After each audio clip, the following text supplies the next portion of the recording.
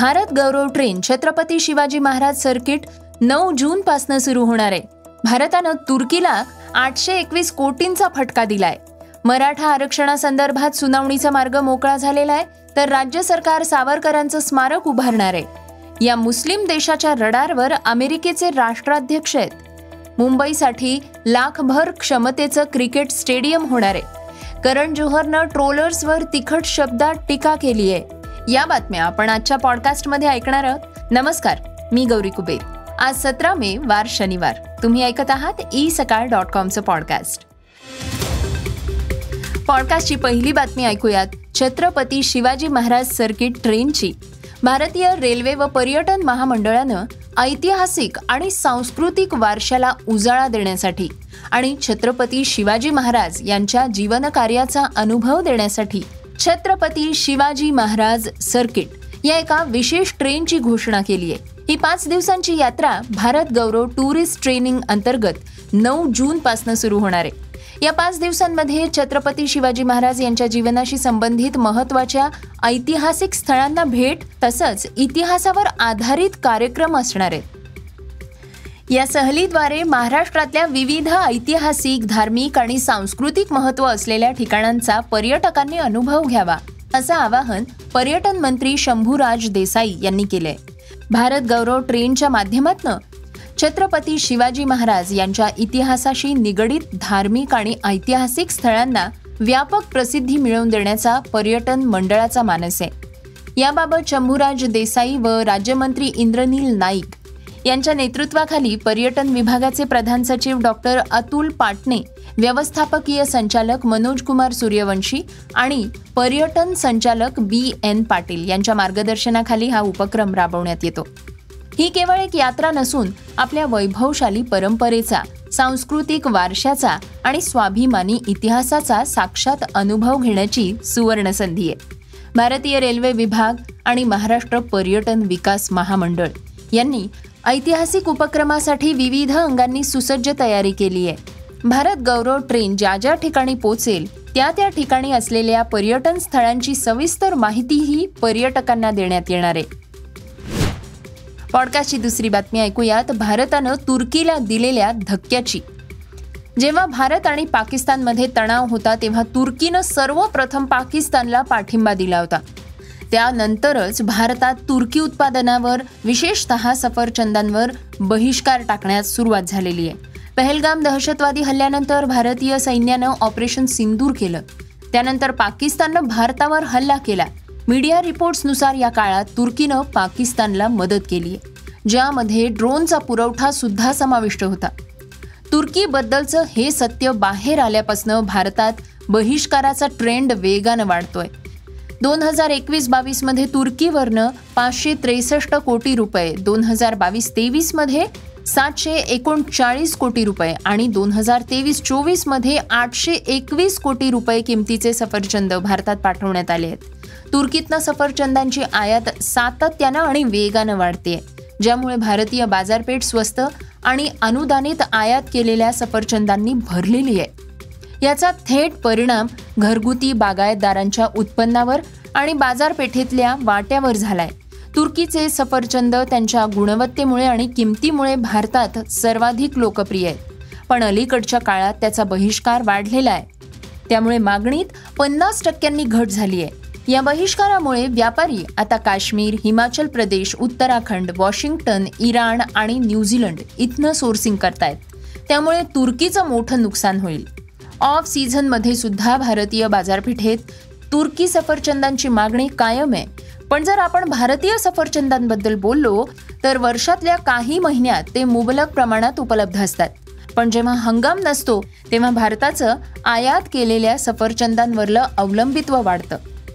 तुर्की सफरचंद सामान्यतः गोड आणि रसाळ असतात, ज्यामुळे त्यांची मागणी भारतीय सफरचंदांपेक्षा जास्त असते. पॉडकास्टची तिसरी बातमी आहे मराठा आरक्षणाच्या याचिकेची. उच्च न्यायालयाचे मुख्य न्यायमूर्ती आलोक आराधे यांनी मराठा आरक्षणाच्या याचिकांवरील सुनावणीसाठी न्यायमूर्ती रवींद्र घुगे, न्यायमूर्ती संदीप मारणे आणि न्यायमूर्ती निजामुद्दीन जमादार यांचं विशेष पूर्ण पीठ स्थापन केलं. शासकीय नोकऱ्या आणि शिक्षणात मराठा आरक्षण कायद्याला आव्हान देणाऱ्या याचिकांवर सुनावणी घेण्याचे सरन्यायाधीश भूषण गवई यांच्या अध्यक्षतेखालील सर्वोच्च न्यायालयाच्या खंडपीठानं आदेश दिले होते. त्यानुसार हे पूर्ण पीठ स्थापन करण्यात आलेले आहे. या संदर्भात नोटीस उच्च न्यायालयाच्या अधिकृत संकेतस्थळावर प्रसिद्धही करण्यात आलेली आहे. मात्र त्यामध्ये विशेष पूर्ण पीठ प्रकरणाची सुनावणी कधी घेणार याचा उल्लेख नाहीये. लवकरच सुनावणीची तारीख सुद्धा स्पष्ट होण्याची शक्यता आहे. राज्यातल्या लोकसंख्येच्या 1/3 लोकसंख्या असलेल्या मराठा समाजाला सरकारी नोकऱ्या आणि शिक्षणात 10% आरक्षण देण्याचा 2024 मध्ये केलेल्या कायद्याच्या वैधतेला उच्च न्यायालयात आव्हान देण्यात आलेले आहे. यासोबतच आरक्षणाच्या समर्थनार्थ आणि विरोधात हस्तक्षेप याचिका सुद्धा करण्यात आलेल्या आहेत.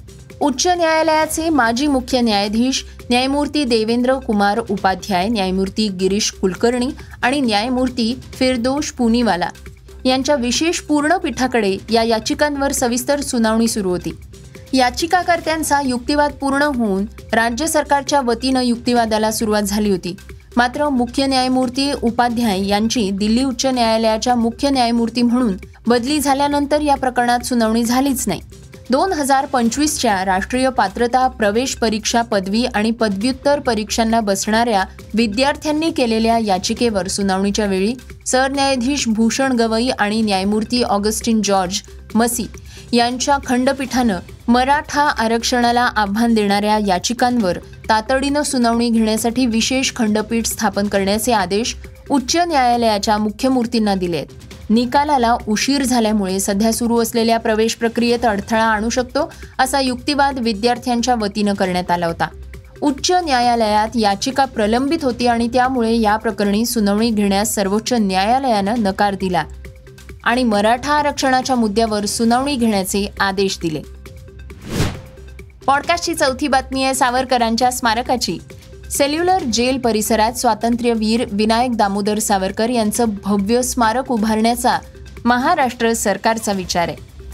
अंदमानच्या सेल्युलर जेलमध्ये स्वातंत्र्यवीर सावरकरांनी देशासाठी कारावास भोगला.